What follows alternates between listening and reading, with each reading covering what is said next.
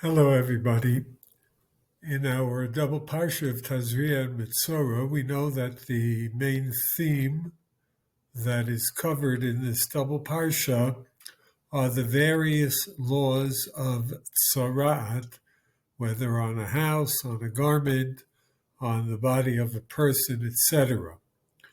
But before the Torah segues into the laws of Metsora, the beginning of Parshas Tazria deals with the situation postnatally of a woman who has undergone a process where she has purified herself from Tum'at HaYoledet. And the Torah tells us, Uvimlot Yemei Tahora Leveino Levat, when the woman comes to undergo the process of purification, Tavi Keves Ben Shnato Liola, she brings a lamb as a burnt offering, Karban Ola, Uven Yonah Otor, a young dove or a turtle dove, Lichatat, as a sin offering, a Karban Chatas, El Pesach or Moed, El HaKohen. Very interestingly, the Baal HaTurim raises a question that probably we never thought about. Generally in the Torah, in the many cases where bird offerings are described in various situations, normally what gets mentioned first are the Torim, the turtle dove. And by the way, Tor in the Hebrew might be the basis of why this bird is called a turtle dove. I'm being serious in that.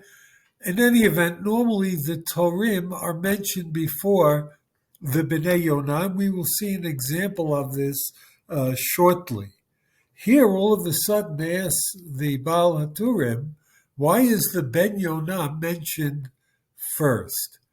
And he points out, because normally, when bird offerings are allowed or called for, they are brought in pairs. Here, a single bird, a Ben Yonah, a young dove, or the turtle dove Tor, was to be brought. And therefore, he cites what we probably better know as Medrash Lekach Tov, which is the Psikta Zutrita. He cites the following from the Medrash. He says, "B'nei ma torim gedolim ksherim."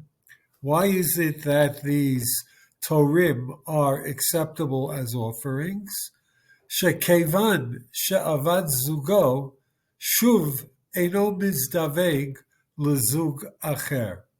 Because when the tor loses its partner, it remains steadfastly loyal to that partner and will never seek to form a new union with another potential mate. And therefore, normally, says the Baal HaTurim, if two birds are to be brought, then preferable are the more mature turtle doves, since they're going to be brought in a pair, no problem.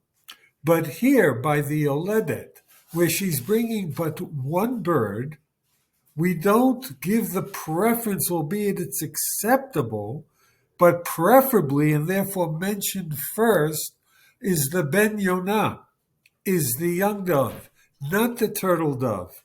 Because if you were to take from the pair of turtle doves one bird to bring as the Karban Chatat of the woman who comes postnatally to purify herself, the other one will remain forlorn, never remating with anyone else, always longing for its lost mate. And there's a certain sensitivity that the Torah is showing here.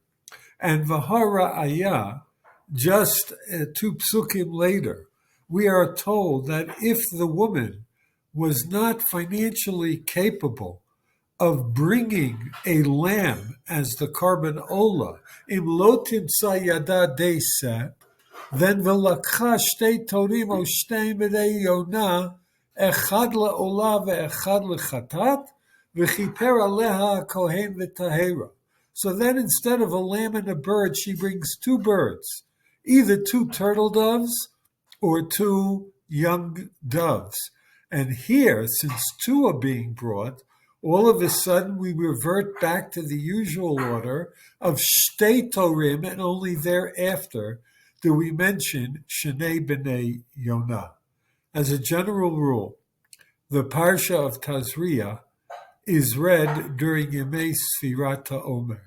And we know that one of the causes of a lut of sorts during Yemei HaOmer is that this was the time when so many students in the thousands of Rabbi Akiva died, and they died Shelo Nahagu Kavod Zeh Bazeh.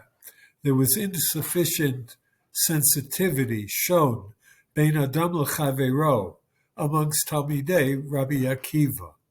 And certainly in our time, we see the internal strife and divisions between various segments of Am Yisrael, in Eretz Yisrael especially, but also in Chutz La'aretz. And this is a time perhaps for us to pay heed to the message that the Baal HaTurim drew from our pasuk in Parshat Tazria. If the Torah shows such sensitivity to a turtle dove, al achat kama v'kama, the sensitivity that we have to show, bein adam l'chavero. Shabbat shalom u'mevorach.